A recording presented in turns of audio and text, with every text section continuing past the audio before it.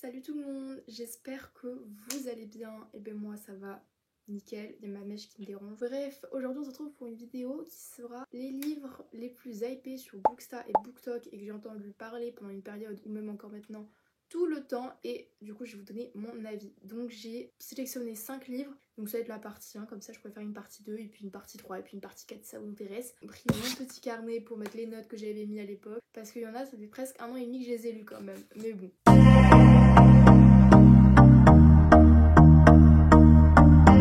Bon alors, commençons. Le premier livre que j'ai trouvé qui était très hypé sur les réseaux sociaux et que j'ai vu partout matin, midi, soir à une période, c'était Les 7 maris d'Evelyn Hugo de Tyler Jenkins Reid, édité aux éditions Hauteville en format poche. Même là il écrit le phénomène TikTok. Donc bon, on va nous dire s'il est pas hypé, là je ne comprends pas. Donc dedans on suit Evelyn, donc c'est une légende du cinéma. Elle va décider d'appeler une journaliste qui s'appelle Monique et va lui raconter sa vie. Pourquoi elle choisit Monique en particulier? Elle veut pas une journaliste, elle veut absolument que ce soit Monique. Monique, elle va aller chez Evelyn et elle va lui raconter toute sa vie de A à Z. Elle va devoir l'écrire dans un manuscrit entre guillemets pour après pouvoir raconter la vie d'Evelyn Hugo. Vous vous doutez, il y a le nom dans le titre, Les 7 maris, donc elle va parler de ces 7 maris. Ce livre est incroyable, la fin elle est bouleversante. La fin s'il vous plaît, je m'y attendais pas. Il est un peu défoncé, c'est pas moi qui l'ai défoncé, c'est ma maman. Moi j'ai vraiment beaucoup aimé, j'ai pas du tout trouvé ça redondant parce que ma maman l'a lu, elle l'a trouvé un peu redondant à la fin. Je sais pas quoi vous dire à part qu'il est incroyable, que suivre la vie d'Evelyn Hugo était incroyable, suivre tous ses maris. Qu'est-ce que fait aussi la célébrité? Parce que la célébrité c'est pas non plus côté tout rose, c'est aussi beaucoup de côté noir je trouve. Et ce que j'aime énormément dans ce livre, c'est qu'il y a aussi des extraits de journaux qui va parler de la vie de notre amie. Moi forcément j'ai mis un coup de cœur, c'est l'un de mes livres préférés de l'année 2023. Il faut savoir que je l'ai lu le 1er janvier 2023. Tu commences par ce genre de livre de l'année, mais qu'est-ce que tu veux demander de plus? Après je vais pas vous en dire plus, je peux vous dire c'est une romance entre deux femmes, donc c'est aussi très original. D'ailleurs ça c'est une fiction historique. Moi j'avais jamais lu de fiction historique, c'est ma première. Celui-là je pense qu'il est connu aussi. Enfin de toute façon c'est le titre de la vidéo. La nuit où les stèles se sont éteintes de Neil Gorman et Marie Alino aux éditions Albin Michel. On va suivre Finn et un groupe d'amis. C'est une romance entre deux garçons homosexuels et elle est incroyable d'ailleurs. Du coup, on suit Finn et son groupe d'amis. Donc on suit dans deux espaces-temps, le présent et le futur. Et on voit la vie de Finn qui est vraiment pas toute rose, qui est très noire, qui est très dure. Donc en fait, sa maman est en prison. On va suivre son histoire à ce moment-là. Il est avec son oncle. C'est une histoire qui fait mal. Moi, j'ai beaucoup aimé. Donc je lui ai mis un 5 étoiles. C'est vraiment une bonne lecture. Je vais pas vous en dire plus parce que j'ai peur de vous spoil pareil. La phrase d'accroche, c'est plus sombre est le chaos, plus belle sera l'étoile, pardon. C'est un livre qui est conseillé à partir de 16 ans. Donc s'il vous plaît, ne le mettez pas entre les mains de tout le monde. Voilà, il y a les trigger warnings, donc lisez-le si vous voulez.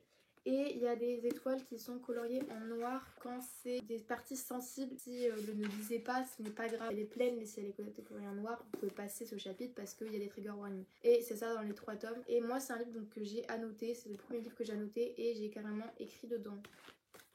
Voilà, enfin j'écris dedans, j'ai souligné. Ensuite, on va parler du fameux Le Prince Cruel de Holly Black, qui est la trilogie Le Peuple de l'air. Donc dedans, on va suivre Jude qui vit parmi les humains. Mais un jour, quelqu'un va venir les enlever. Son père va venir les enlever pour l'emmener dans le monde des Fae. Et du coup, elle arrive à Terra Fae. Elle va découvrir donc, ce monde, mais elle est toute jeune. Donc elle va apprendre à manier l'épée, à devenir une guerrière, entre guillemets, comme les Fae de là-bas. Ce qu'elle va se faire un ennemi, c'est le prince Cardan. Cardan, je sais pas comment vous l'appelez. Voilà, il va se passer plein de trucs. Je sais que tout le monde le vendait comme un enemies to lovers. Donc la trope enemies to lovers. S'il vous plaît, c'est de la fantasy. S'il vous plaît, ce n'est pas un enemies to lovers, ok? C'est peut-être dans les autres tomes, mais pas dans celui-là. Oui, parce que j'ai lu que le tome 1, j'ai le tome 2 dans ma palle depuis Perpète les Oies. Le jour où je lirai, je vous ferai un signe. Bref, je sais pas pourquoi, je n'arrive pas à lire la suite. S'il vous plaît, dans les commentaires, motivez-moi à lire la suite, je n'arrive pas. Pourtant, c'est un très bon livre, hein, je lui ai mis 4 étoiles. Bref, continuons. Il a été vendu comme un enemies to lovers. Sauf que moi à l'époque je ne savais pas ce que c'était une trope, je ne savais pas ce que ça veut dire enemies to lovers, enfin si je savais ce que ça voulait dire. Je suis arrivée sur Booksta, je commençais déjà à lire depuis très longtemps. Je suis arrivée sur BookTok et Booksta, je comprenais pas, j'ai pris 6 mois à comprendre. Oui après je cherchais pas à comprendre. Bref, du coup j'avais pas compris donc j'ai pas fait gaffe. J'ai beaucoup aimé, l'univers est incroyable, les personnages sont trop bien. Par contre Jude, j'ai eu un peu de mal. La sœur de Jude aussi, elle m'a tapé sur les nerfs. Bref, et par contre il se passe des trucs à la fin, mais j'étais choquée. Y a pas à faire ce genre de plot twist. S'il vous plaît, motivez-moi à lire la suite. Par contre, la couverture, elle est très belle. Moi, je trouve la couverture très belle. On en parle que j'avais sali le livre parce que oui, à l'époque, je l'avais emmené avec moi au lycée et je l'avais sali. Vous savez quoi? Je l'ai nettoyé avec l'éponge.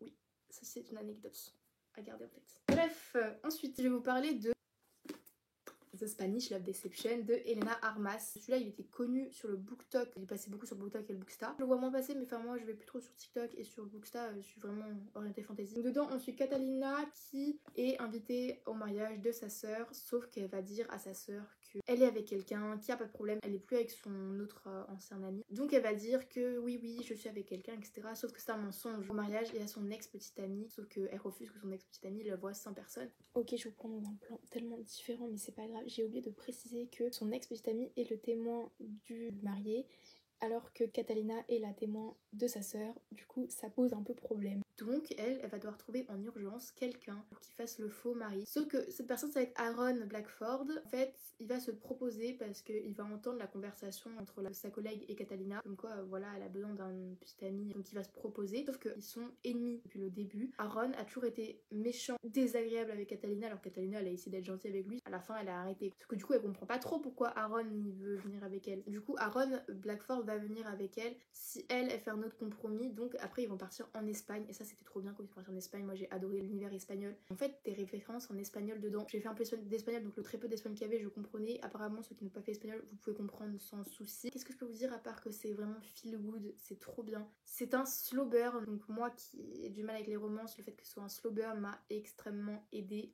En plus c'est un beau pavé pour une romance. Ce livre était très bien, je lui ai mis un 4 étoiles. Mon avis est plus que positif sur ce livre. Et Aaron Blackford s'il vous plaît, il est incroyable, il n'y a pas d'autre mot à dire. Apparemment la traduction en français n'est pas ouf, je préfère vous prévenir si vous pouvez le lire en anglais. Lisez-le en anglais sachant qu'il se fait plutôt facilement. Pas en première lecture mais il se fait assez facilement quand même. Pour finir cette vidéo je vais vous parler du Pont des Tempêtes de Daniel L. Jensen aux éditions Brajlon. Donc moi je l'ai en édition reliée donc regardez la beauté avec alors là comme ça et derrière c'est tout simple. La carte, le fan art avec Aren et Lara, ils sont trop beaux. On suit Lara qui est entraînée depuis toute petite à devenir une arme de guerre entre guillemets. Un jour pour devenir la femme du roi d'Itikana, donc qui est Aren. C'est un peu un pacte qui se sont passés entre Maridrina et Itikana de paix. Maridrina avait promis à Itikana une femme pour le roi Aren, sauf que Lara elle a son cœur pour Maridrina, son peuple, et au final au fur et à mesure son cœur va aussi un peu pour Itikana. Voilà, et j'ai beaucoup aimé ce livre. La fantaisie elle est incroyable, le world building il est incroyable. Ce livre vraiment c'est un coup de cœur, un infini, je sais pas trop quoi vous dire à part que j'ai trouvé incroyable. Les plot twists ils étaient incroyables. C'est un peu fantaisie maritime, donc moi j'ai beaucoup aimé. Du coup c'est une intrigue politique forcément. Je sais pas trop quoi vous dire à part que lisez-le, il vaut vraiment sa hype sur les réseaux sociaux. Donc voilà pour les 5 livres qui sont hypés sur les réseaux sociaux et je vous ai donné mon avis. J'espère que ça vous aura plu et si vous voulez une partie 2 dites-le moi et j'ai aussi envie d'avoir vos avis donc mettez-le vous dans les commentaires et sur ce à la prochaine.